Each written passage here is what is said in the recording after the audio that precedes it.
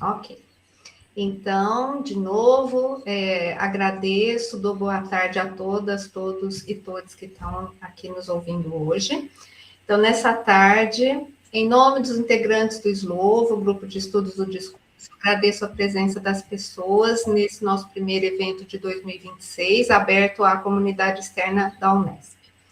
O SLOVO é um grupo de pesquisa da Unesp certificado no CNPq. Eu sou a professora Marina Célia Mendonça, né, a professora doutora Renata Marquesan. Nós duas somos as líderes do grupo e contamos com a participação e colaboração de muitos estudantes de graduação, pós-graduação, ligados ao curso de Letras da Faculdade de Ciências e Letras da Unesp, campus de Araraquara, São Paulo, né? E também estudantes ligados ao programa de pós-graduação em Linguística e Língua Portuguesa, também da Unesp de Araraquara, né? Então, o SLOVO, ele conta com pesquisadores de várias universidades brasileiras também, não só integrantes da Unesp. O suporte teórico das pesquisas dos membros do grupo tem sido, prioritariamente, estudos de autores do chamado Círculo de Bakhtin e também dos comentadores desses filósofos e autores, né? Hoje a gente recebe o professor doutor Geraldo Tadeu Souza, com quem a gente já está conversando um pouco aqui, né, antes de começar a gravação. Ele é docente, pesquisador da UFSCar, campus de Sorocaba. Ele vai ministrar a palestra intitulada A Teoria do Enunciado Concreto do Círculo de Bakhtin, Unidade de Acontecimento Único e Irrepetível. Bom, o professor, ele dispensa apresentações, né? Hoje, assim, a gente faz uma pesquisa rápida e vê bem um pouco da produção das pessoas, dos pesquisadores no Brasil, né? Eu queria, né, destacar da produção do professor Geraldo Tadeu Souza, a pesquisa sobre a teoria do enunciado concreto, que foi o seu mestrado lá na USP, finalizado em 97, né? Lá nos anos 90, sob orientação da professora Beth Bright, e que foi publicado em livro, né? E tem uma publicação recente, né, Tadeu? Uhum. Então, se você puder, né, contar para nós um pouco esse processo, né, de renovação aí do trabalho seu, né, que já foi publicado e que já ficou um clássico entre nós, né? O livro é a Introdução à Teoria do Enunciado Concreto do Círculo de Bakhtin, Voloshinov e Medvedev, que saiu publicado pela FEFELESH, Humanitas, né, lá da USP de São Paulo. E agora ele, assim, e a gente tem, assim, na verdade, esse trabalho, né, é um clássico e a gente pediu para o professor Geraldo revisitar esse tema com a gente, né? A gente sabe que essa retomada vai nos render sempre novas ideias, novas perspectivas de pesquisa, e a gente agradece o professor Geraldo Tadeu pela disponibilidade de dialogar com o grupo, né? E com as pessoas que estão aqui presentes e que se inscreveram para esse evento. Eu vou passar a palavra para ele, e aí, então, o professor prefere conversar com as pessoas que estão aqui, né? Então, ele vai falar um pouco e vai dialogar conosco. Então, nós vamos tentar nos organizar para desenvolver esse diálogo com ele, tá bom? Então, vou passar a palavra para o professor. Bom, boa tarde, então, a todas e todes. É um prazer estar aqui com o Grupo SLOVO, mesmo que online, né? Faz tempo que eu não vou para Araraquara, saudades de ir para aí.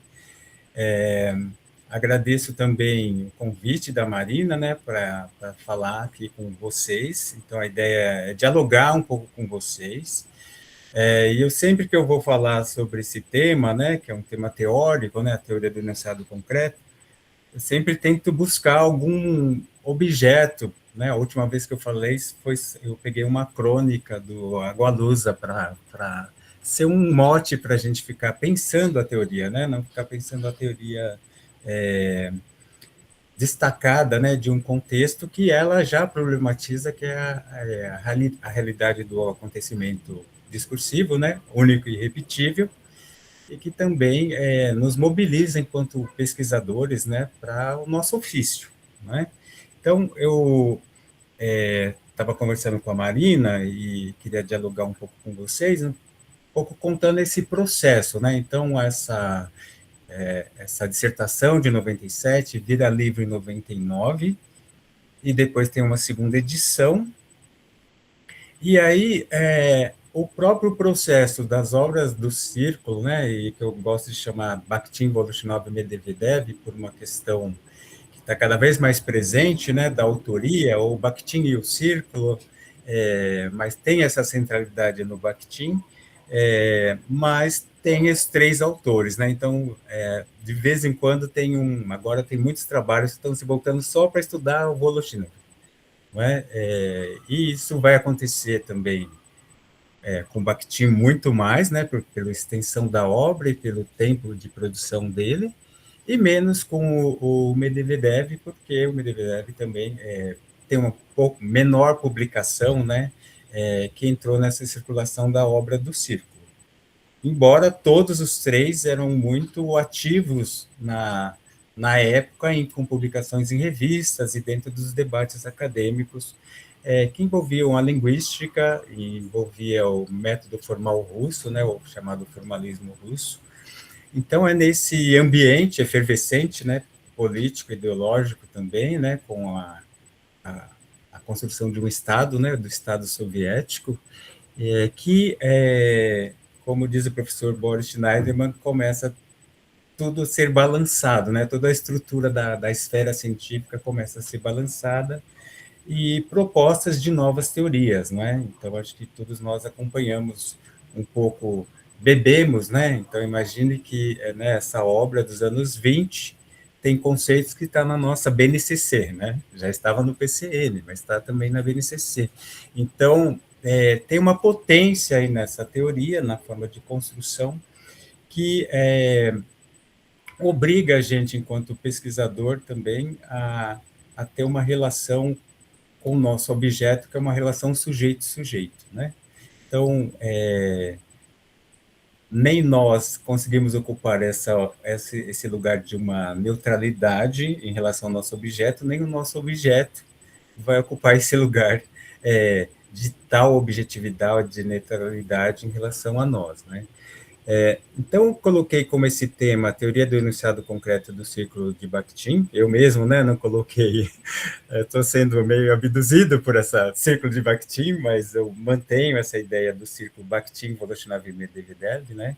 Tem um pouco uma hierarquia na quantidade de produção, né? Depois do Bakhtin, o Voloshinov é o que tem mais produção, o Medvedev menos, e outros membros do círculo que a gente não conhece, né? Então, por que eu fui revisitar esse trabalho, né? Como eu falei anteriormente, a gente defendeu essa dissertação em 97 e ela começou a circular como livro em 99. E já estava aí, né? Está na boca do povo esse livro, faltava uma atualização nele. Por que faltava essa atualização? Porque também na tradição brasileira, né, de ampliação do acesso à obra do Círculo, começou a haver um monte de novas traduções, né? Então, se essa minha dissertação partia de uma ideia, né, de onde que eu cheguei nessa teoria do enunciado concreto. Então, contar um pouco isso para vocês, porque eu acho que é importante que isso vai religando também com as referências que vão construir a recepção dessa obra no Brasil, né? Então, a minha grande questão, né, eu sempre, no nosso começo, acho que Marina também passou por isso, e durante muito tempo a gente estudava sempre Bakhtin e Benveniste, né?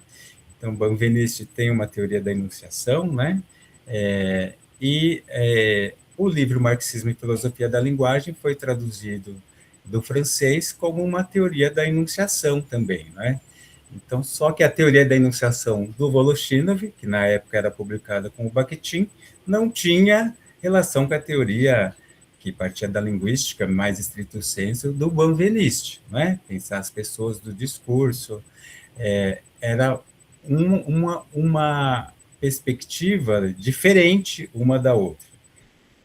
E a partir dessa hipótese, né, que eu queria construir, que era uma teoria do enunciado dentro da obra do círculo, eu precisava me sustentar para poder continuar essa investigação, né? Lógico, com a orientação da Beth, né, que falou, vai por aí que eu acho que vai dar certo, e no final deu muito certo, porque não tendo em português uma resolução dessa problemática em torno do conceito de enunciação, aliás, muitos, até hoje você vê pessoas que citam essa edição de 79, né?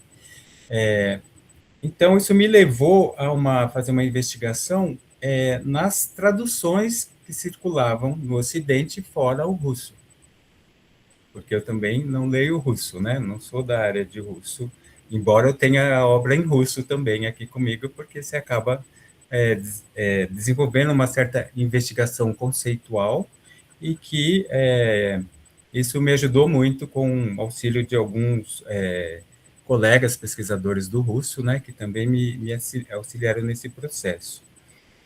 Então, o que foi acontecendo historicamente, né, em relação à obra do Círculo? A partir dos anos 2000, começa a ser enriquecido. Então, esse trabalho que eu fiz, que envolvia a obra do Círculo em outras línguas, às vezes em espanhol, inglês, para tentar sustentar essa teoria do enunciado, começou a ser publicado, né? E isso está no livro, né? Na edição nova do livro, né? Eu fiz uma que saiu pela Ocitec o ano passado, né? Eu mandei pelo Thiago para a Marina, né? Foi por você, né, Thiago? Então, começaram a ser publicadas várias novas traduções da obra do Círculo.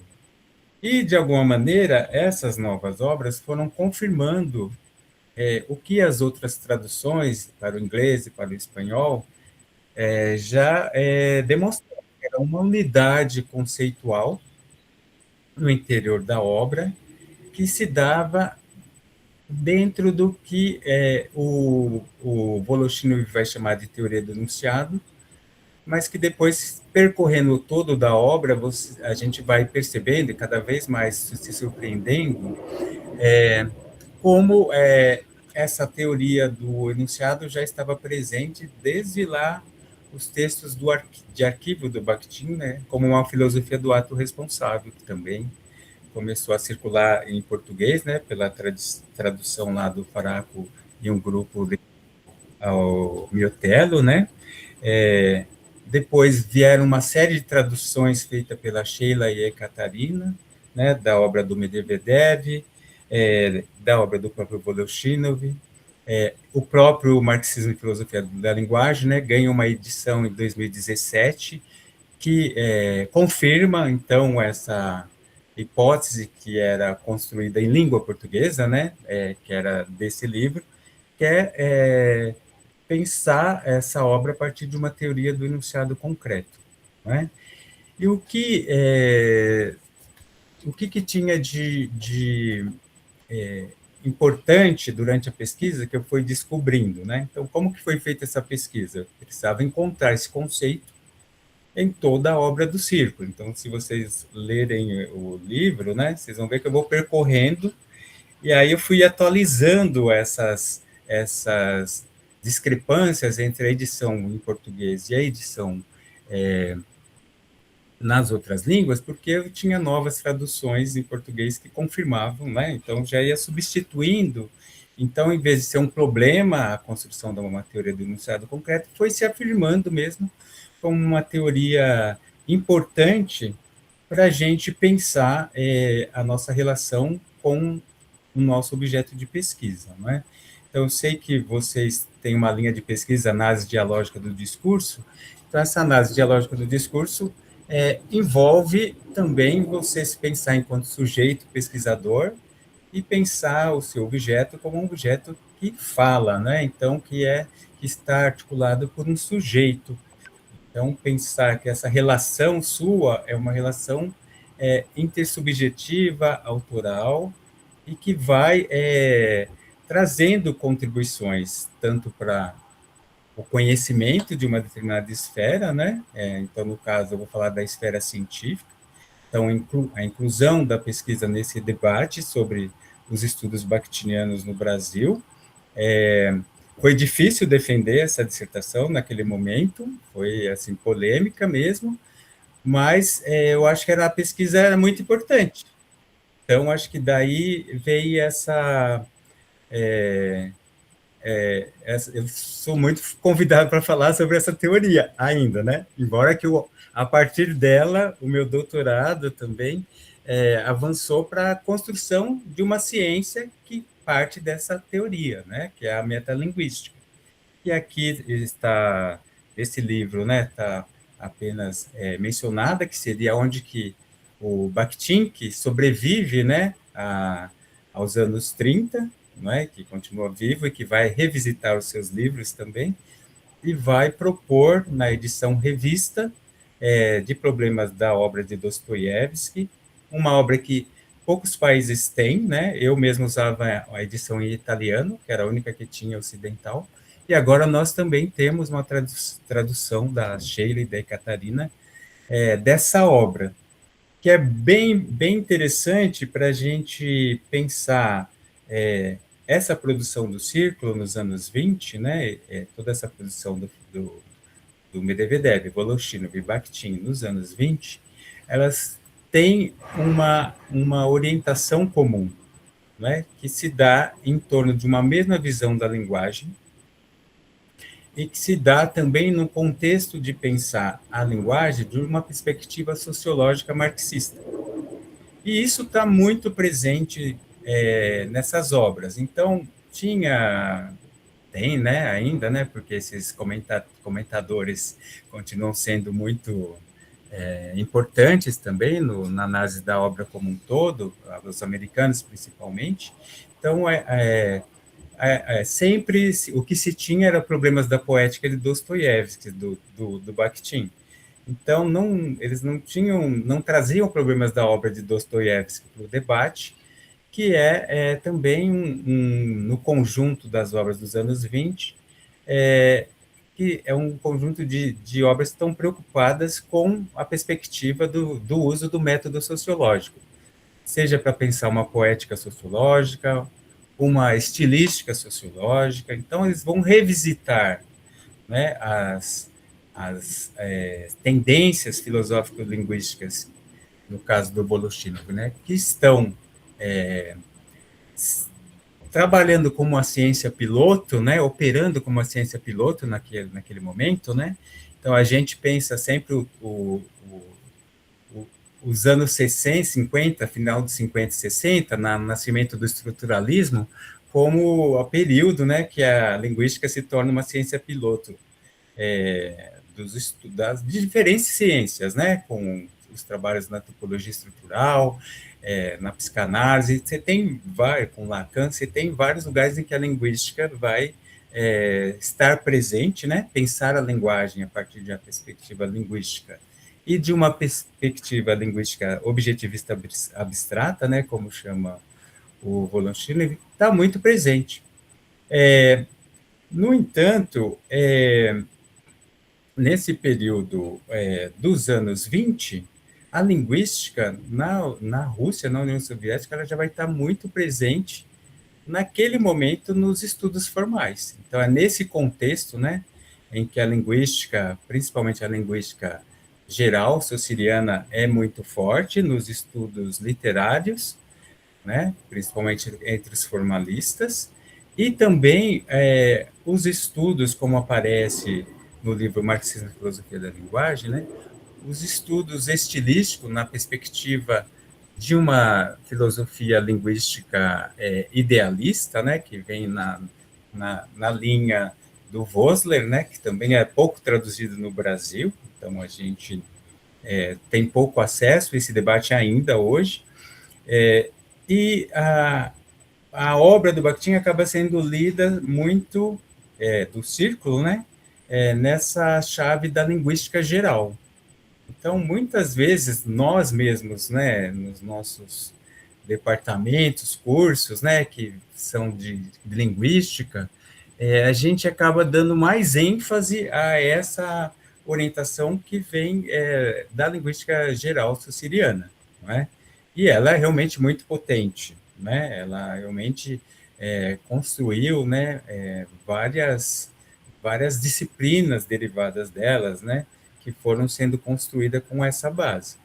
Mas o que é interessante para a gente pensar também essa teoria do enunciado concreto nesse período é algo que vem da outra tendência, né, que é a idealista, e que vai pensar o ato de fala como único e irrepetível.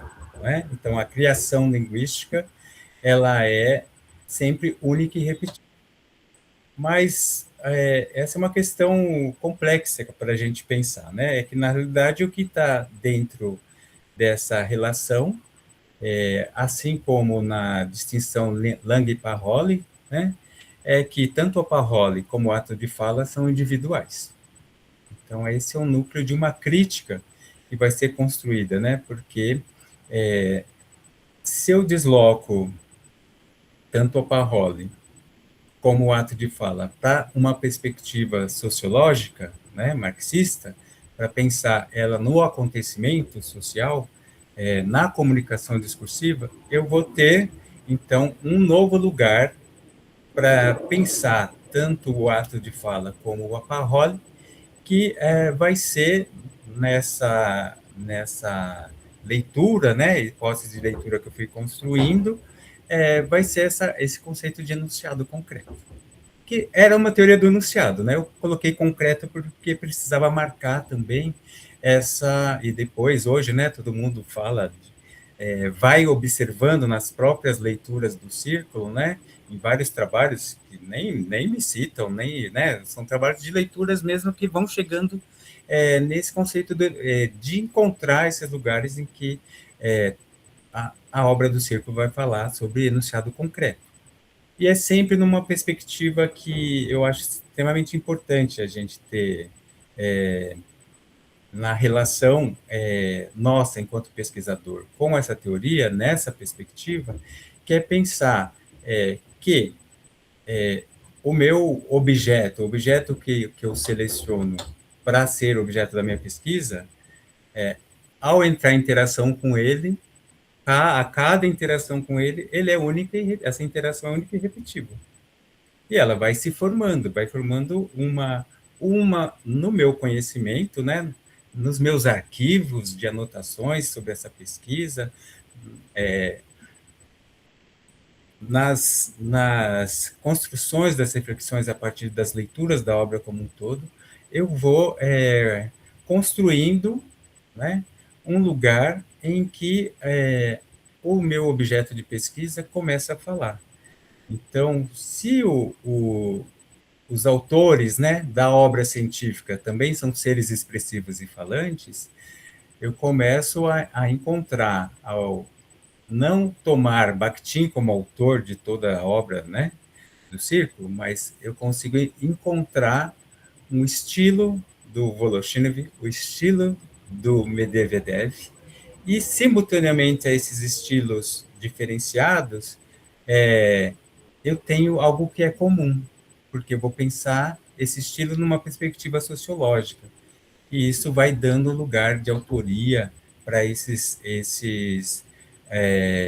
pesquisadores. Então, eu sempre tive muito respeito por pensar o Voloshinov, né? E se a gente pensar, a gente é muito da matriz francófona, né? De tradições e traduções da obra do Círculo. Inclusive, na própria tradução francófona, tem uma nova edição do Marxismo e Filosofia da Linguagem, que também teoria do enunciado, né? Então, isso tudo vai confirmando uma mobilização dos pesquisadores e comentadores dessa obra que vão relacionando a obra, né? Então, essa ideia das relações dialógicas entre as obras vão construindo um lugar em que você tem que assumir um determinado posicionamento, né? Então, eu gosto sempre de pensar, e isso foi bem importante para mim, né?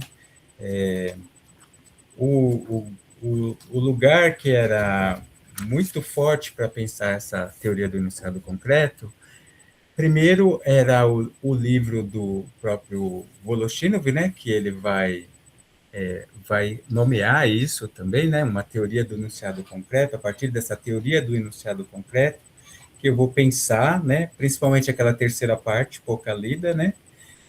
Que é pensar essas relações do enunciado com o enunciado alheio, do discurso com o discurso alheio, não é? Então, que a gente vai até o estilo linear, estilo pictórico, não é? Mas quando a gente começa a estudar dentro daquele livro, essa parte, e começa a ver que o próprio Voloshinov está pensando o estilo linear e o estilo pictórico a partir do encontro de enunciados, né? Um enunciado no outro enunciado. E esses enunciados têm autores. E esses autores, né, o encontro desses autores tem relações de hierarquia, muitas vezes, não é? Então, vocês mesmo, nas pesquisas de vocês, sem as referências, não é? Não há dissertação nem tese que se sustente. Então, esses autores estão lá sustentando a argumentação que você está construindo. Você não está falando sozinho, está falando com esses autores, não é? Agora, como esses autores falam no seu texto, né? Essa é uma questão que ele vai também marcar, né? Você usa o estilo linear, separa muito bem a sua voz da voz do seu interlocutor, mas aí o Voloshin vai colocar, né? Vai pensar, por exemplo, no discurso direto, né? Como que o discurso direto é introduzido? Então, se vocês olharem, são discurso direto, indireto, livre, já circulava nas duas tendências, né? Nos estudos estilísticos. Só que ele vai trazer uma camada nova. Então, como eu, o autor do enunciado, preparo meu leitor para escutar aquela voz que vai falar. Então, ele vai começar a classificar, né? Um discurso direto preparado, um discurso direto antecipado. Então, essas tensões que existem, né, entre as vozes que estão articuladas no interior do enunciado, né, principalmente nesse problema do enunciado no enunciado, do discurso no discurso, vai mostrando para a gente um pouco a força da aplicação desse método sociológico, que não está pensando mais apenas um enunciado isolado, está pensando no enunciado na interação discursiva, né? Então, na realidade concreta da linguagem. Bakhtin vai fazer a mesma coisa, isso também é interessante, como esse problema da palavra alheia, né? Constitutiva de um pensamento sobre uma teoria do enunciado concreto. Na Problemas da Obra de Dostoiévski, se vocês tiveram a oportunidade de ler, não é? Que é a versão de 29 da obra do Bakhtin, que não tem ainda todo um estudo do gênero, o romance, né, que ele vai fazer posteriormente, tem menos capítulos, mas tem já algo que se mantém, que é um pouco essa tipologia dos discursos na prosa. Então, tem um diálogo entre o problema do discurso alheio no livro Marxismo e Filosofia da Linguagem, né, que nesse período, e o Voloshin vai falar muito sobre isso, e nós não temos esse problema, não é? Mas, então, era uma época de muita censura, então eles não podiam gravar o cotidiano das pessoas. Então, o cotidiano que que é usado, os enunciados cotidianos que são usados no marxismo e filosofia da linguagem, vem da própria literatura. Situações do cotidiano que estão na literatura, ou seja, em um gênero secundário, não é? Mas o que organiza essa teoria do enunciado, depois o Bakhtin vai sistematizar isso nos gêneros do discurso. Vou só retomar um pouco isso daqui, para depois a gente começar a conversar um pouco sobre as questões de vocês, né? Então, lá na obra Os Gêneros do Discurso, o Bakhtin vai falar que o enunciado é a unidade, né, da comunicação discursiva, não é? Então, essa ideia da unidade também já estava presente lá no Marxismo e Filosofia da Linguagem, não é?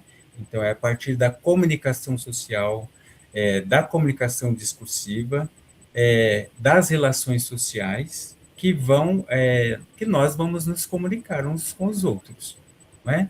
Que os enunciados, né, vão ser produto dessa interação discursiva. Então, os enunciados, os encontros entre enunciados, numa outra perspectiva que o Bakhtin vai renomear, né, essa linguística sociológica dos anos 20 para uma metalinguística, né, mas o pensamento sobre isso já estava muito presente nos anos 20. Né?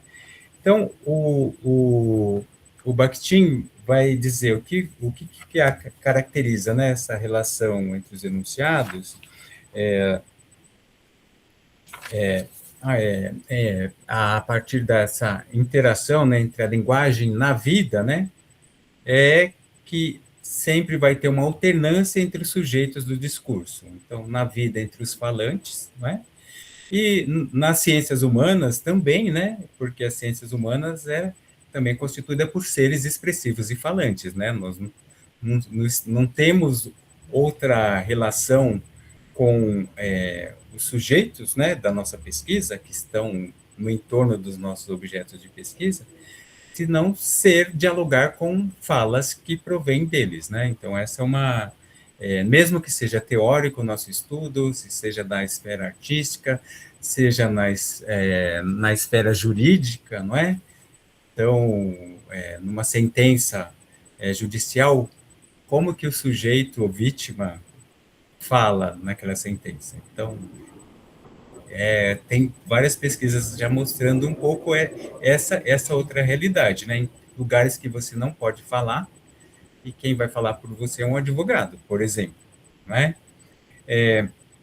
Outra questão que ele coloca aqui, né, nesse livro Gênero do Discurso, é pensar como que se dá, então, o acabamento do enunciado, né? Então, se há uma alternância entre enunciados, se tem uma alternância, quando eu falo, quando a Marina fala, quando o Tiago fala, quando o Felipe fala, quando a Letícia fala, na medida em que essa alternância vai se colocando, também vai se formando um outro enunciado, né, que parte de outra autoria e que vai tendo um acabamento. Então, a alternância vai mostrar acabamentos. Não é? Então, quando eu cito um autor para sustentar minha argumentação na minha pesquisa, eu vou selecionar, né, um argumento dele e vou dar um acabamento para aquilo. Né? Então, a partir daquele argumento que eu vou me relacionar e vou sustentar a minha argumentação em relação ao meu objeto de pesquisa. Né? Então, dentro dessa construção, né, do enunciado, então, eu preciso pensar o que é o processo de construção desse enunciado, né? Então, se a gente pensar o nosso processo de pesquisa, do início do projeto até a defesa, não é? Então, quantos percursos tem, quantas modificações vão tendo na forma com que a gente vai tratando o nosso tema, na forma como o nosso próprio posicionamento, o nosso próprio projeto, né, como ele vai dizer aqui em relação ao acabamento, né, o projeto de discurso, a vontade de discurso do falante, vai se mostrando pela própria expressão escrita, né, da linguagem escrita. E que formas ou típicas de composição de acabamento que eu vou usar de gênero, né? Então, um artigo científico tem uma forma, a tese tem outra, a dissertação tem outra, né? E assim por diante. E algo que não se perde nunca com esse lugar único e repetível é porque eu vou pensar sempre o meu objeto dentro de uma cadeia discursiva. Então, dentro de uma cadeia de comunicação discursiva. Então, eu tenho que pensar a relação do meu enunciado, né, com o próprio falante, ou no caso, esses enunciados meus de pesquisa com o próprio pesquisador, né, e com os outros participantes da comunicação discursiva. Então, numa dissertação, ou num trabalho científico, você sempre tem a sua relação com o seu objeto, né, que fala, e também com pesquisas anteriores, né, que falam sobre essa mesma temática. Então, você vai construindo um conteúdo semântico objetal, né, que vai mostrando o seu posicionamento através, isso acontece muito no texto científico também, entender que os teóricos que vão sustentar suas pesquisas, né, estou pensando muito também agora nos estudos feministas, os estudos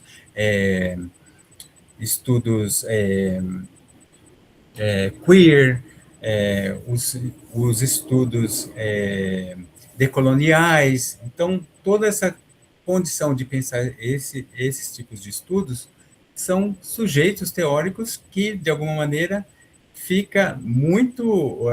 são muito expressivos, né, na sua construção, na própria relação, se eu estou estudando, né, racismo, uma situação de racismo, eu preciso ter esses estudos como também um lugar para eu pensar essas questões temáticas na minha construção de argumentação, né? Então, para tratar de todo esse arcabouço, o círculo vai também construir alguma que eu elenquei, né, aqui no livro, né? Então, a primeira coisa que vai ser importante para pensar essa teoria do enunciado concreto é que todo enunciado tem autor.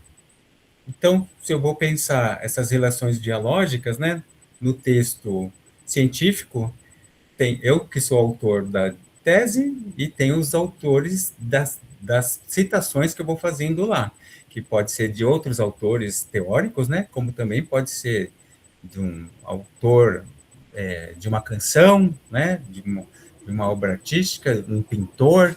Então, são todos esses enunciados, seja de qual materialidade for, vão ter autoria, né? Então, essa é uma questão importante. Tem outra questão muito importante que é a escolha do gênero, né? Então, pensar o gênero do discurso. Então, que gênero do discurso faz parte do horizonte de vocês enquanto pesquisadores aí dentro do grupo de estudos, né?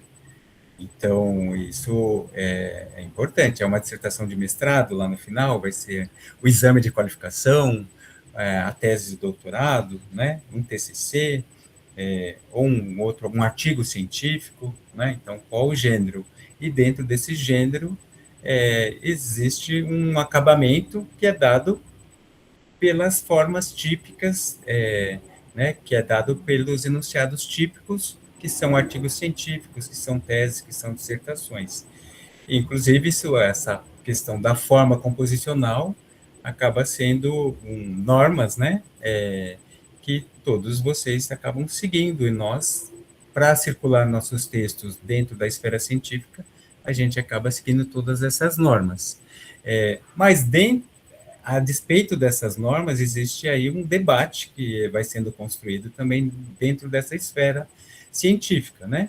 Que pode gerar concordâncias, discordâncias, refutações, e mostra que como a comunicação discursiva é um embate vivo entre o que é produzido, né? Ou por um determinado grupo social, ou no caso nosso, né? Pesquisadores das ciências humanas e da linguagem, dentro das nossas próprias nosso próprio estudos da linguagem, por exemplo, você tem N teorias que vão olhar para os objetos de pesquisa de formas completamente diferentes, né? Eu, como trabalho como ensino de produção de texto científico na universidade, então a gente acaba trabalhando muito com a linguística textual, né? Progressão temática, gênero textual. Então, eu posso ficar dentro do texto e trabalhar isso, né? Então, estou no texto isoladamente pensando. Mas nessa perspectiva de pensar o gênero do discurso, eu vou ter que pensar o texto como um enunciado. E isso traz o que a gente vai chamar, né, também, né, traz essa perspectiva dialógica, né, então, os estudos Bakhtianos vamos chamar, né, muitas vezes dialogismo, né, e no caso da dentro da análise do discurso, né, essa análise dialógica do discurso. Então, além do tema do gênero do discurso, também nessa relação entre os enunciados, eu posso fazer uma investigação do estilo, não é? E eu posso fazer uma investigação da entonação. Então, isso, toda estilo, entonação, já era também investigado, né, por uma estilística linguística, né? Mas o que o círculo vai acabar propondo? Inicialmente, uma estilística sociológica de base marxista. Então, no mínimo, eu vou pensar a comunicação discursiva dentro dessa perspectiva ideológica, não é? Sempre tem uma avaliação social, sempre tem uma tensão nessa relação dentro das esferas. Eu vou ter uma perspectiva dialógica, porque é sempre um encontro, tensão, encontro de enunciados, é sempre enunciado no enunciado, né? Eu sempre estou no fluxo, né? Então essa ideia de fluxo discursivo é muito presente também na análise. Eu vou ter uma perspectiva socioideológica, né? Pensando que traz de qualquer construção do enunciado tem sempre esse posicionamento dos autores desses enunciados, e dependendo do tema que você está estudando, sei lá, discurso do ódio, né? Você tem que encontrar onde que existe a tensão entre esses discursos, né? Se eu selecionar só discurso do ódio, enunciados de discurso do ódio, e isso for o meu objeto, dá a impressão que o discurso do ódio reina sozinha na comunicação discursiva, que não há um embate, que não tem resistência, né? Então, como que eu sempre levo o meu objeto de pesquisa também para um lugar de tensão, para poder conseguir contribuir para pensar sobre isso, né? De uma maneira em que esses princípios acabam sendo também preservados, né? Então, é de uma perspectiva dialógica, mas essa perspectiva dialógica, ela também é socioideológica e ela é histórico-fenomenológica, não é? Então, e esse histórico-fenomenológica vem dessa ideia do acontecimento, né? Único e irrepetível.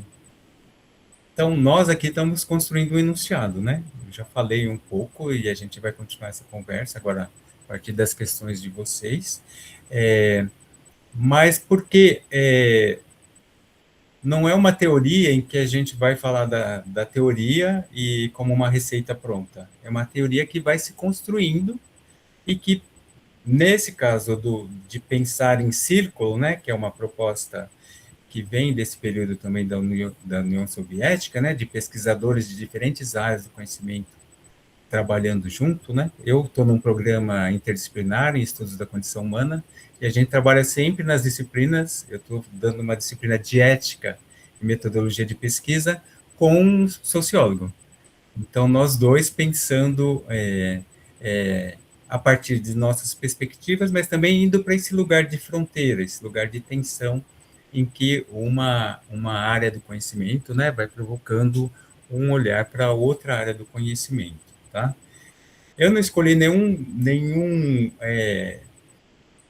conceito específico para falar com vocês, mas isso pode vir de vocês, e aí se vocês também puderem contextualizar, né, porque não é um glossário de conceitos, né, tem lá o Bakhtin, conceitos chaves, outros conceitos chaves, que tem lá sempre pensar o conceito numa relação situada, dentro de um determinado tema, dentro de uma determinada um objeto de pesquisa, né, em que a gente consiga, enquanto interlocutores olhando para esse objeto, enxergar essas tensões e fazer continuar essa conversa, não é? Porque a conversa, o diálogo também parte dessa ideia do inacabamento, né, na vida e o seu acabamento dentro das esferas, né? Então, virou um livro, é uma unidade, né? Essa gravação aqui também vai virar uma unidade da comunicação discursiva do Grupo Slovo, né? Dos diálogos do Grupo Slovo nesse ano. Então, na medida que você vai, se vocês estão aqui no acontecimento único e repetível desse enunciado, mas esse enunciado vai poder ser ir para uma outra situação de comunicação discursiva, que é você assistir essa gravação, né, sem possibilidade de intervenção. Então, aqui vocês podem fazer esse diálogo, que eu acho que vai ajudando também a gente pensar essa teoria do enunciado concreto nessas duas dimensões, sempre com uma unidade única e repetível, uma unidade do acontecimento, e que sempre está nos provocando a olhar para o nosso objeto de múltiplas perspectivas, de múltiplos pontos de vista, né? E essa obra dessa teoria, ela acaba fazendo um pouco esse percurso. Vai olhar para a obra de Dostoiévski, né? Ou de Rabelais, né? Que alguns de vocês estavam lá, né? No evento sobre Rabelais. Então, é como interessante que a obra do Rabelais vai falar, eu falei lá sobre a questão do plurilinguismo, ou da heteroglossia, né, dentro da obra do Rabelais, em episódios em que ele vai mostrando como, naquele período histórico, várias línguas se encontravam na praça pública. Não necessariamente, não tinha mais só o latim, né? Então, o latim estava caindo em desuso, aí você tinha encontros de várias línguas, né? Então, num episódio do Rabelais, você tem esse encontro em que as pessoas, né, os personagens, né, do livro, né, estão tentando compreender em que língua que aquela pessoa, o grande sábio, está falando. E aí eles começam a formular hipóteses. Isso deve ser grego. Isso é norueguês. Isso é espanhol. Isso é... São línguas também que não estavam formadas ainda, né? Mas tinha uma certa identidade linguística, tinha um estilo. Então, num episódio só, ele faz esse encontro de um período histórico, né, em que estão nascendo as línguas nacionais, que também é um lugar que o Bakhtin vai investigar, não é? Que é essa concepção linguística do mundo que era monológica, né, vai ser explodida no Renascimento com várias línguas nacionais que vão se tornar, né, ligadas a determinados estados nacionais que vão serem construídos, tá bom? Eu vou parar por aqui, aí eu vou dialogando com vocês, né? E aí, mais sentir, por isso que eu tinha pedido para a Marina para ter as perguntas antes, porque eu gosto de sempre estar respondendo perguntas para quem eu estou falando, né? Então, vamos ver o que o Tiago tem para eu discutir aí. A gente tem uma pergunta no chat do Vinícius, né, que também é parte do grupo. Então ele pergunta: pode-se dizer então que o enunciado é concreto porque diz respeito à materialidade do discurso, né, enquanto efeitos produzidos pelo dialogismo? É, é muito interessante você pensar assim, quando eu falo enunciado concreto, eu já estou pensando nessas duas, nesses dois lugares do enunciado, que é ele como unidade, né? E ele como unidade da comunicação discursiva, tá? Então, né, como uma unidade abstrata, mas eu posso pensar o enunciado, se eu pensar o enunciado sem os autores e começar a olhar para o enunciado enquanto categorias linguísticas puramente, né? Então, é esse outro olhar que vai estar ligado às outras duas perspectivas de pensar, né? O ato de fala enunciado ou a parola enunciado, né? Que eu penso somente como individual. Então, nessa perspectiva dialógica, o enunciado concreto, né?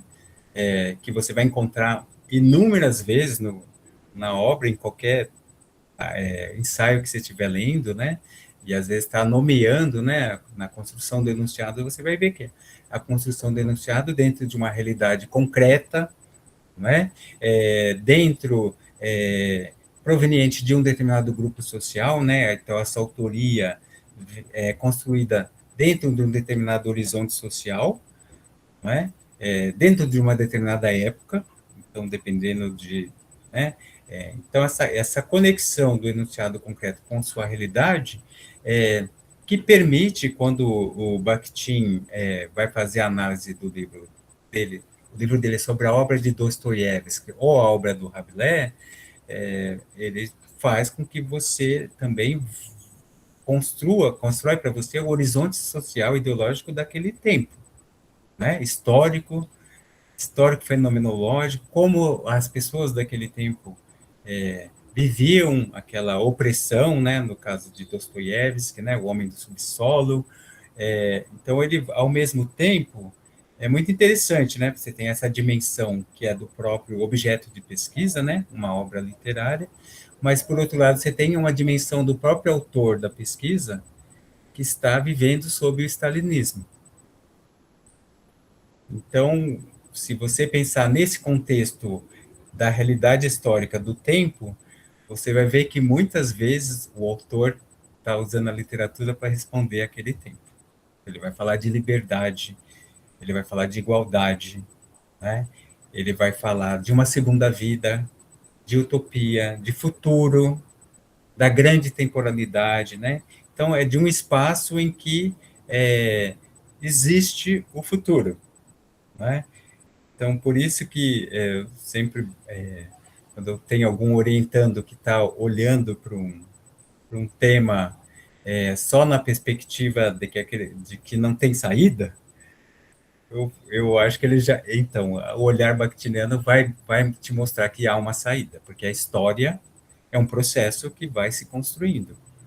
Então, esse concreto, eu marquei muito para marcar esse vínculo que sempre tem, independente da esfera que o enunciado está sendo construído, né? Ele tem sempre esse vínculo com a realidade concreta, com a vida.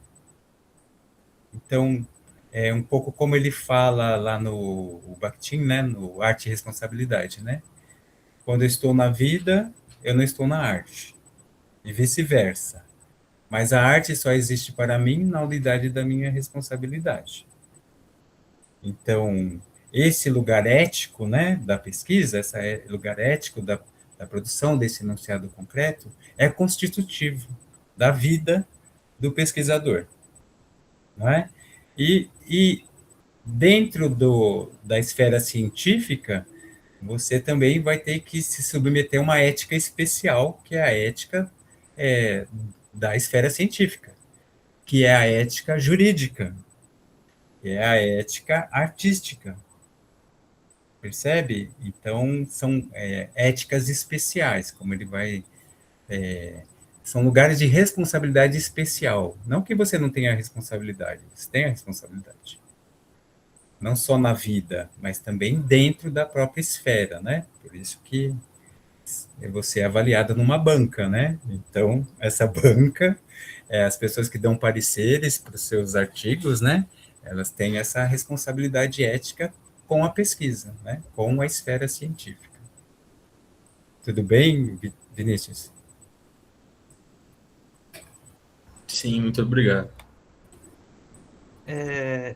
A gente tem mais duas perguntas e em seguida a Simone, ela pediu para falar, né, para ela tentar formular essa questão dela. Então eu Aham. vou ler as que tem no chat por enquanto. O Douglas perguntou até que ponto a teoria do enunciado concreto tem uma relação direta com o materialismo histórico dialético que busca se distanciar do idealismo. Aí posso fazer outra ou Pode? mais uma? Pode. Uhum. Tá. E a Lana pergunta: Professor, você falou da importância de observar a atenção nos discursos. Na sua opinião, onde mais deve recair o olhar do aluno iniciante que deseja ler enunciados com esse olhar bakhtiniano? Tá. Eu estou numa banca que tem dois trabalhos que estudam o Voloshinov, né? Tem um do Felipe Gomes, que fez na UFMG, que é um livro. Não sei se vocês têm a Biblioteca Pearson, o Nesp, a gente tem a Pearson UFSCar, né?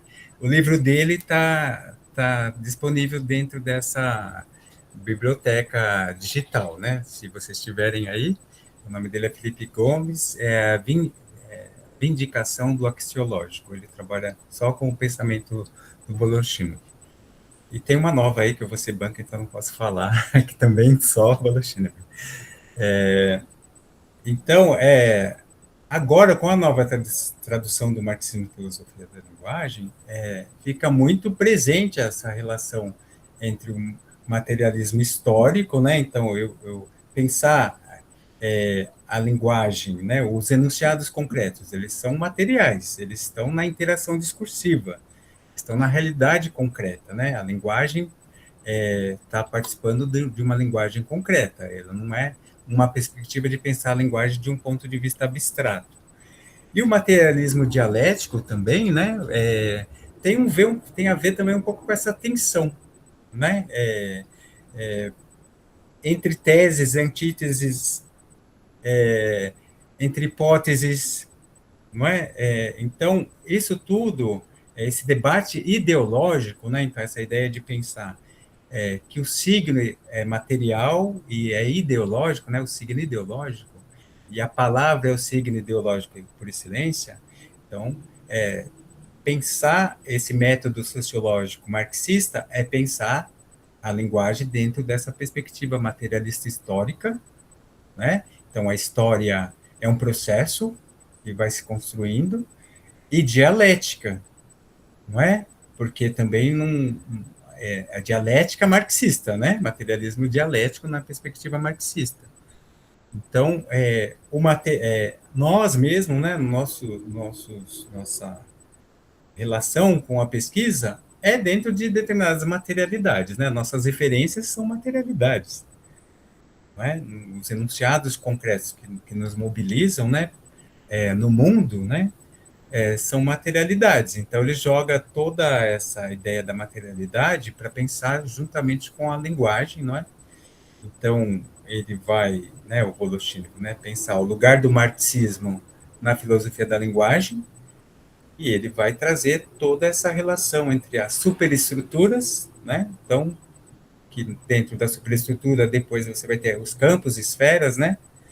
Esfera jurídica, esfera científica, tem a base econômico-social, e você tem entre essas duas, entre a superestrutura e a base econômica, o lugar em que essa superestrutura vai se transformando, que é a ideologia do cotidiano, que é a comunicação na vida cotidiana, não é?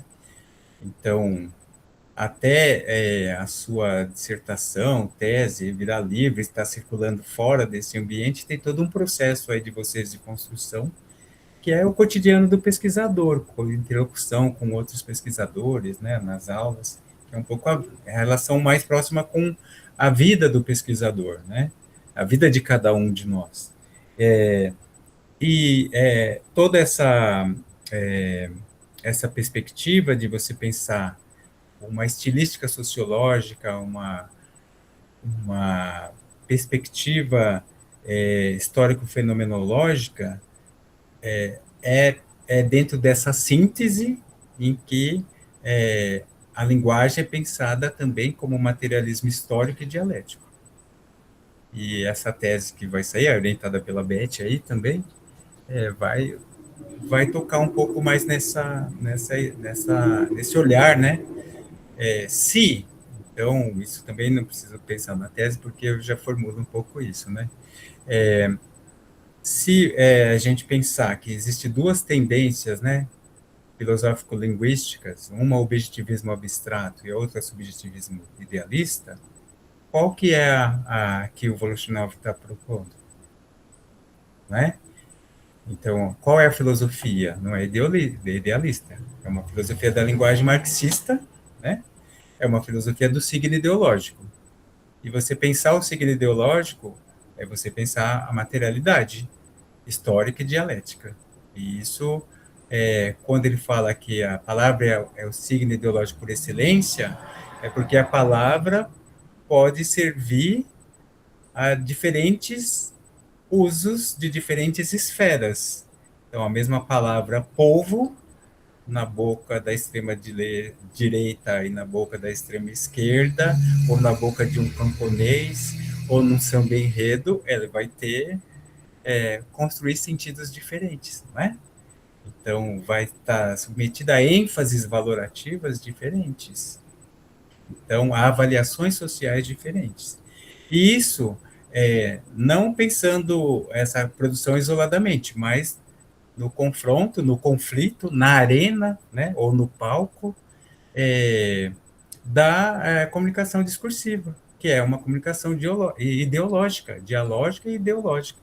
Então, eu não me constituo como sujeito, né, sem interagir com outros sujeitos. E essa interação discursiva vem numa sociedade como a nossa, né, de uma comunicação social organizada em gêneros, né, em campos e gêneros, e dentro de uma comunicação cotidiana que também vai dando a nossa identidade brasileira, né, paulista, caipira, africana, indígena. Então, isso tudo vai estar tensionado, né, em vários momentos também do nosso cotidiano. Tem um texto da Beth sobre tensões discursivas também, você pode pesquisar lá, que vai. Mas acho que a teoria é um pouco isso. É uma teoria do enunciado concreto. Se eu vou pensar o enunciado no enunciado, e eu vou pensar a avaliação social, eu lendo literatura. A literatura é sempre incrível, porque ela já responde isso para a gente, né? Por que você está achando que alguém está sendo perverso? Como é que eu construo isso, né? Hoje, né, com a visibilidade de toda a violência contra a mulher, que a gente vê os depoimentos, né, dos próprios sujeitos que estão praticando a violência, você não fica visível um lugar de hierarquização de gênero que você fica assim, a pessoa não tem, e mesmo que às vezes não está sendo gravada, né, como esse caso aí, que eles tiveram acesso pelo telefone, mas uma deputada estadual blackface na Câmara, na Assembleia Legislativa, semanas atrás. O que é isso? Hoje, né? Então, são tensões que a gente tem que trabalhar, né? Qual a esfera de circulação, qual a esfera de produção, né? E quem está respondendo. Porque se eu pego só um núcleo de resposta que aceita, então não tem como resistir. Então, por isso que o materialismo histórico e dialético é importante para a resistência aí em tempos neoliberais, né? Então, Simone, você quer formular? Vamos ver se eu... Não sei se eu respondi também para os dois. Respondeu, tá ótimo, Geraldo. É o Tiago que ia perguntar antes da Simone ou não? É a Simone agora. Pode ir aí a Simone, né? A gente vai até... Tem mais quanto tempo de... de Eu quero que fala. vocês me deixem uns minutinhos para falar com o Geraldo no final, que eu também tenho um comentário que eu queria conversar com ele sobre uma questão. Mas acho que se a gente for até 18h20, mais 5 minutinhos, aí depois a gente vai encerrando. Pode ser. Tiago, se você quiser fazer a sua pergunta, pode fazer, não tem problema. Na verdade, eu não. Eu tinha preparado algumas, né? Tinha pensado algumas, mas também vai ocupar. Não queria também ocupar esse tempo, né, da professora, enfim. Então, acho que. Manda ver, Tiago, pode fazer a pergunta. Mais uma, pelo menos. Tá, então. Eu ia comentar, na verdade, uma coisa mais específica, né, que não necessariamente aparece no texto dessa forma, né, mas é quanto essa noção de ideologema, né, ela se aproxima, né, ou ela é parte do discurso monológico, né, desse enunciado monológico, né, porque quando a gente lê Medvedev, né, que não é um texto que a gente tem tanto, discute tanto, né, enfim, me parece que é uma coisa meio abstrata para mim ainda, né, então só para o professor tentar comentar um pouco dessa questão. Então, essa relação se você pensar o ideologema, né, é importante você ver no Problemas da obra de Dostoiévski, que é interessante quando ele vai discutir o homem do subsolo, né, você pensar esse lugar, né, o ideologema como alguma figura que encarnada, né, o ideologema encarnado, né, em algum tipo social, né, que acaba estando presente num determinado horizonte social. Então, no caso do período do fim do século XIX, é o homem do subsolo, né? Então, aquela vida miserável no subsolo lá de Leningrado. Então, ele vai construindo um tipo, né? Então, se a gente pensa em sujeitos como morador de rua, né? Você constrói um ideologema mais ou menos fechado, né? Agora, esse ideologema, que seria como o horizonte social, como é pensado, né? Esse sujeito para um determinado grupo, né? No acontecimento, né? Que você selecionar, ele provavelmente vai estar problematizado, encarnado com uma complexidade maior, né? É isso que vai acontecer, por exemplo, quando o Bakhtin, desculpa, está analisando o homem do subsolo, lá no Problemas da Obra de Dostoiévski. Então, isso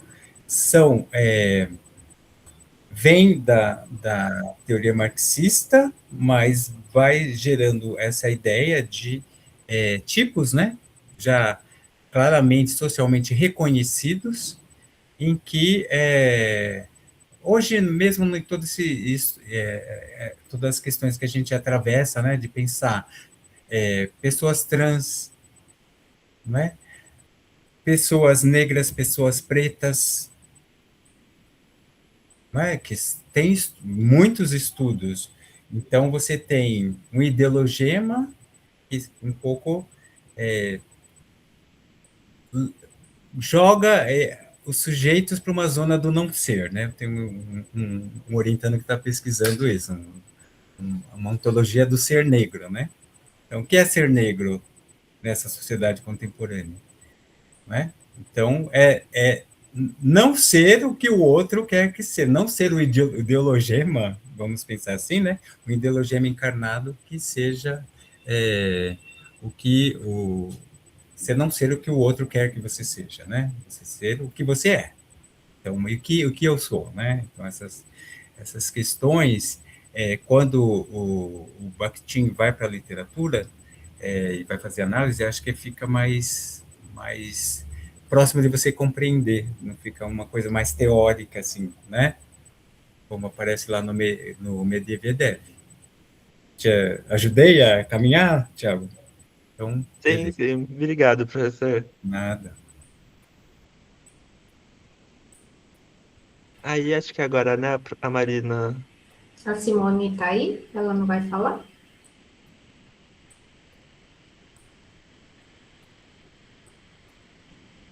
Eu posso comentar, então. Eu queria, sabe, conversar com você um pouquinho, Geraldo, bem assim, né? Mais curiosidade. Uhum.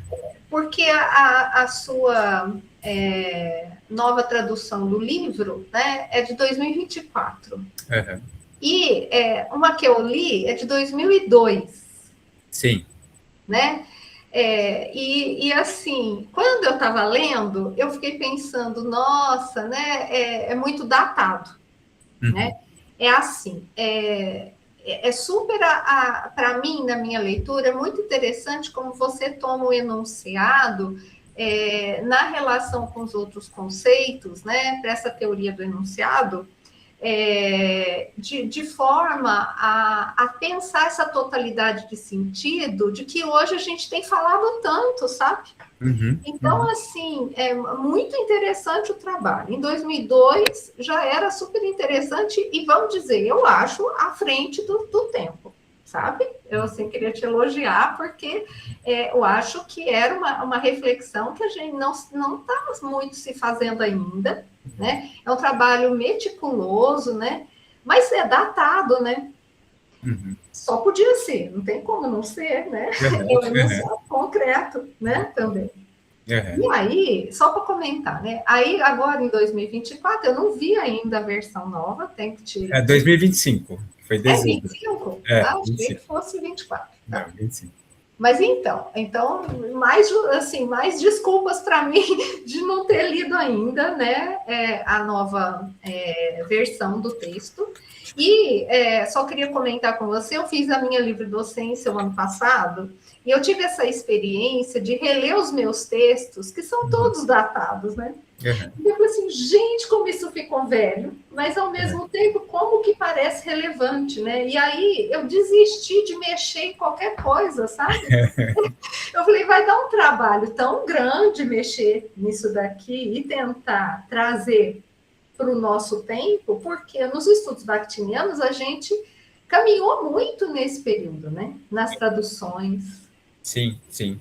No, E eu as, falei 2025, mas você está certo, é 2024 mesmo. É que eu tô com o livro assim, do Rabilé do ano passado na cabeça. tá, tudo bem. Então, 2025. assim, eu queria, assim, se você quiser comentar o quanto foi interessante, O processo, né? difícil, bom ter feito essa atualização do texto. Então, eu acho que eu fiz uma atualização e foi bom para mim também, né? Para nessa reflexão, como é um trabalho teórico, então atualizar e trazer essa mesma reflexão de você pensar a totalidade, que hoje está muito presente, né? Até a Beth fala aqui da constituição da análise dialógica do discurso, aqui no prefácio, ela vai fazer essa ligação, né? Porque lá em 79, 99, estou bom com as datas, né? Ela já falava da análise dialógica do discurso no prefácio do livro, né? Então, ela vai falar agora no prefácio da nova edição que é uma das primeiras vezes que ela falou sobre isso, né? E ela vai falar um pouco por que constituir, então, uma análise dialógica do discurso. No prefácio, ela tem um pouco esse lugar. Então, eu achei importante porque, para mim, né, o maior prazer de você fazer uma pesquisa teórica é que aquela pesquisa possa ter as referências na sua própria língua. E isso não tinha quando eu fiz inicialmente, né? Eu tinha que ficar no mar de traduções, olhando. Isso, para mim, enriqueceu muito o estudo da obra, né? Mas agora a gente tem, e eu acho importante que essa ideia de pensar a totalidade do enunciado, como aparecem, né, nos vários estudos recentes, faz com que a gente também consiga compreender, né, se ler essa nova edição, isso já está claro com as traduções que estão em circulações, né, em circulação atualmente. Então, fazer esse processo e vendo, ainda tem algumas coisas que, principalmente na tradução do Bezerra, né, que ele deixou lá enunciado, enunciação, ainda ficou alguns resquícios, né, porque, embora a gente já tenha discutido sobre isso, as traduções, reedições acabam não sendo atualizadas, né? Então, calha de, às vezes, no lugar que você pega, em vez dele ter usado Enunciação, o livro sobre o freudismo está ainda publicado no nome do Bakhtin, né?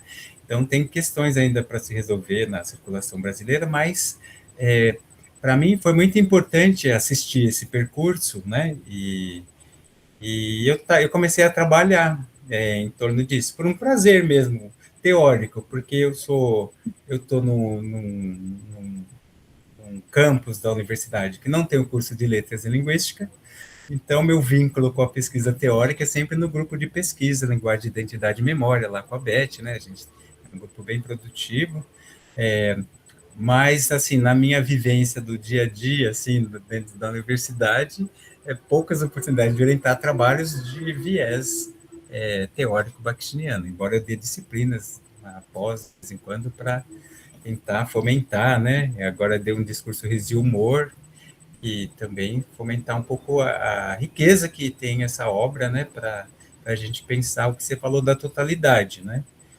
Então, aconteceu até nessa disciplina uma coisa bem interessante, como lugar de circulação, né? É importante.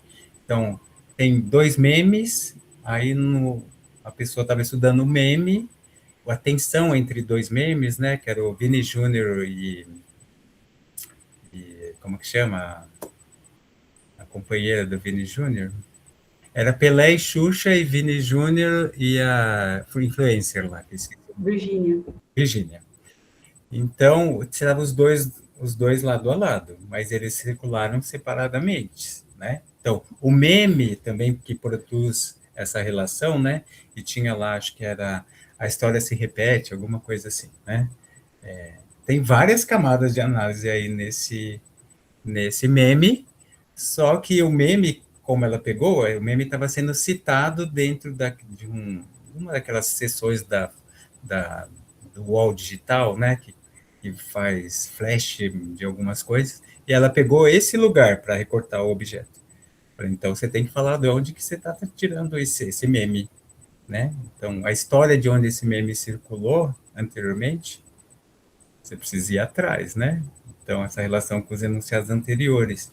Então, eu assisti esse processo, né, dado que a minha defesa foi tão dolorosa, é muito prazeroso poder ter lançado essa versão atualizada e poder ter ganhado esses prefácios tão mais elogiosos do que eu acho que eu merecia, mas eu acho que é uma contribuição mesmo como é importante, né, a gente fazer pesquisa, né? Eu acho que como isso, às vezes a gente mesmo não tem a dimensão do que pode alcançar, né? E como sempre me pediu para estar esgotado, não tem.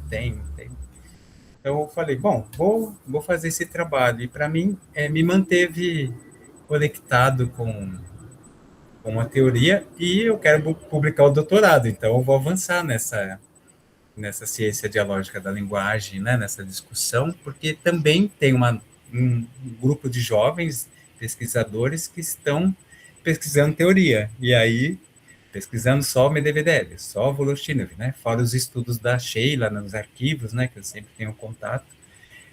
Então, isso tudo vai trazendo um novo mundo, um novo olhar, né, vai renovando queria te dar os parabéns, porque assim, não é um movimento muito fácil, né? Assim, é muito gratificante. Para mim foi só de retomar esses textos meus para trás, sabe? Mas assim, mexer e trazer isso para as discussões que são contemporâneas, né?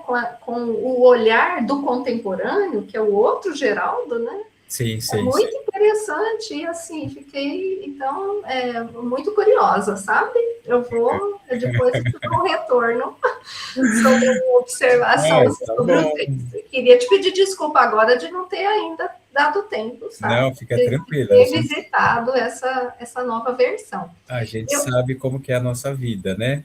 Mas acho que é o debate mesmo em torno e que contribuiu também para a análise dialógica do discurso, né? Acho que bastante. Vai construindo, porque era um período de tensão entre a análise do discurso e também, né, nesse período histórico, a constituição de um Bakhtin que não tinha teoria, que não fazia análise, tinha todo um monte de preconceito. Era o Bakhtin que era da AD francesa. Era o Bakhtin subordinado à AD a minha francesa. dissertação de mestrado é de 96. Uhum. E era o Bakhtin da AD francesa. Da Jacqueline Autier, Revise, né? Tudo que a gente vivenciou esse momento. E no Brasil, acho que teve um boom, né? E quando a gente estava lá no Seminário Internacional Bakhtiniano, que a Renata estava, e eu também, foi meu primeiro encontro com a Renata, foi debatendo enunciado concreto, pena que ela não está aqui, lá em 97, lá na Federal do Paraná, e foi ali nasceu uma amizade depois, né, pelo respeito pela própria pesquisa, né, porque como é importante, ela foi me escutar, e eu falei, eu vou te escutar, depois das questões que ela me formulou, aí, quando ela estava apresentando, não sei se eu posso falar isso aqui, ela falou, mas teve uma questão de uma pessoa lá numa outra comunicação, não sei se ele está aqui, eu quero participar do diálogo com você, eu não quero fugir do diálogo, acho extremamente importante, acho que isso que esse círculo traz, né, esse pensamento coletivo, eu acho isso uma contribuição imensa desse período da União Soviética, de pensar a ciência, e que está voltando. Então, acho que já voltou, né? Depois, a pandemia já mostrou um pouco isso, né? Como é a necessidade de você construir coletivos, mesmo sendo nesse lugar que a gente está agora, né? A gente continuar conversando, continuar produzindo conhecimento, e então acho isso extremamente importante. Isso também me ajuda nas minhas orientações, embora elas possam não ser bakhtinianas, esse olhar para as tensões, né, dos estudos de gênero, estudos decoloniais ou contracoloniais. Então, eu e Nego Bispo e Bakhtin. Então, vamos promovendo os diálogos, eu acho isso extremamente importante. Aí, se a Simone quiser fazer a pergunta, só para ela não ficar refém levar para casa, aí eu tento só finalizar, se você permitir, né, Marina? Sei que você vai dar aula. Professor, boa noite. Desculpem, gente, vocês me chamaram e eu, naquele exato minuto que vocês me chamaram, eu estava ocupada, desculpa. Na verdade, a minha pergunta em alguma medida o senhor foi comentando sobre ela agora nas respostas finais. Eu queria saber um pouco sobre a questão do enunciado no enunciado, né, sobre essa questão da autoria de um enunciado dentro de outros enunciados. Eu trabalho com poetry slam, que são batalhas de poesia falada, só que a minha análise é do enunciado vídeo. Então, eu não analiso só o poema dentro da batalha, não analiso só o poema, né? Eu analiso o contexto da batalha ali a partir do vídeo, mas o autor do poema, que é o poeta, não é necessariamente o autor do enunciado que eu estou analisando, porque o enunciado que eu estou analisando é o vídeo. Então, e aí está a questão do acabamento, né? Eu já entendi o que você está falando. Acho que o Thiago também tem uma questão assim, né, Thiago, na sua apresentação, né? Pensar essa ideia do enunciado no enunciado, né? Então, você tem um enunciado vídeo que tem o autor, o cara que fez o vídeo. Eu gosto de pensar sempre no Emicida, né? Porque o Emicida tem esse projeto amarelo, né? Tem até uma pesquisa finalizando quase sobre isso. Então, você pode, se você analisar o enunciado do poeta que está dentro do vídeo, você pode fazer análise desse enunciado, mas tem que construir o contexto extraverbal que você está construindo essa sua leitura, né? Então, seu enunciado autoral, então, o vídeo documental, geralmente ele vai trazer essas falas e aí quem que vai construir o diálogo? Às vezes o diálogo não vai ser construído do ponto de vista autoral do vídeo com a câmera. E aí também outras formas de construir sentidos, né? Então, uma coisa é você pegar só a letra da canção, outra coisa é você pegar a fala da canção, né? Então, a entonação da batalha. Então, dá para você analisar, mas aí você vai crescendo onde que é a cena da batalha. Isso é não dá para você falar que essa cena não está acontecendo enquanto seu objeto, né? Não tem todos esses sujeitos lá assistindo, não tem a música de fundo fazendo, então tem essa batalha, né? Tem essa arena sendo construída lá. E dentro da arena, você tem, então, a ideia, você tem o conceito de gêneros intercalados, você pode trabalhar, e essa ideia da voz alheia na relação com o enunciado, né? Tanto a terceira parte do marxismo e filosofia da linguagem, que vai discutir um pouco isso, né? O problema do enunciado alheio, e como dentro desse enunciado alheio, como ele tem um acabamento, né? Você tem a construção do turno, né? Na alternância. Então, será que dentro desse mesmo enunciado da batalha, para que vozes ele chama? Ele, às vezes, na batalha, ele vai citando outras pessoas, citando o oponente.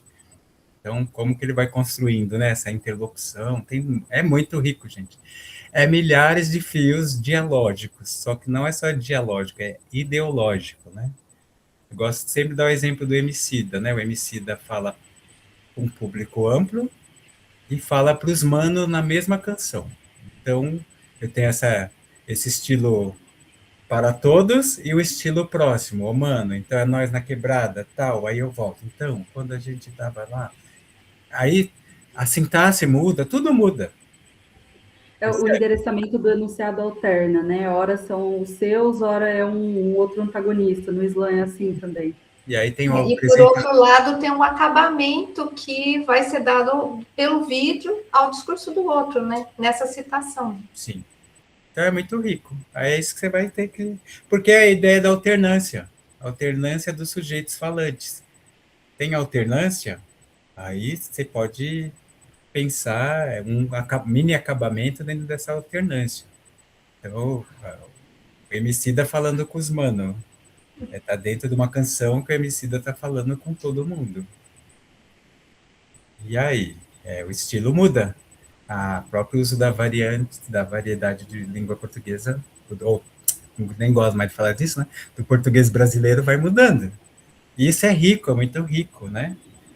Nesse livro do Rabilé, o episódio que eu analiso, vai sair um artigo no final do ano, tem mais de 7 línguas no mesmo enunciado, no mesmo episódio.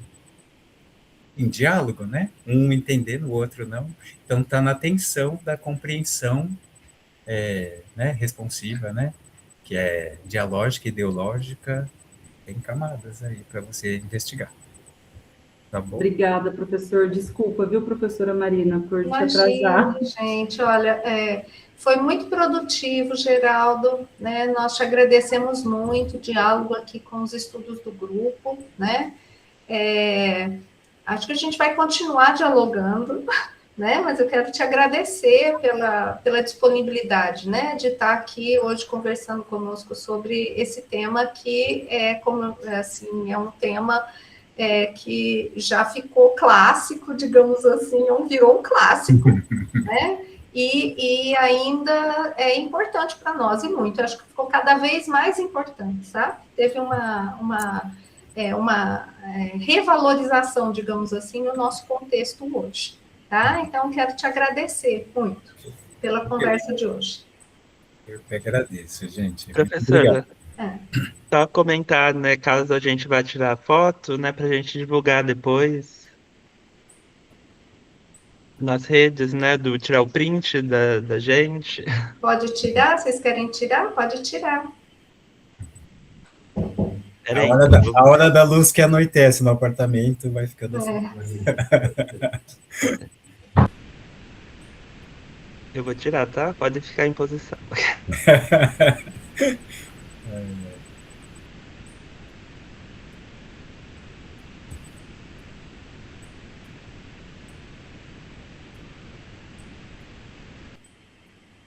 Pronto? Então, eu agradeço a presença de todo mundo aqui também, das pessoas que vieram nos assistir. Olha, Rita, meu Deus, Rita, saudade do Pará, de Belém. Beijo. Beijo. Obrigada, gente, pela presença, tá? Tchau, gente. Então, Boa tchau. noite aí para vocês. Tchau, tchau. Boa noite, muito obrigada. Nada.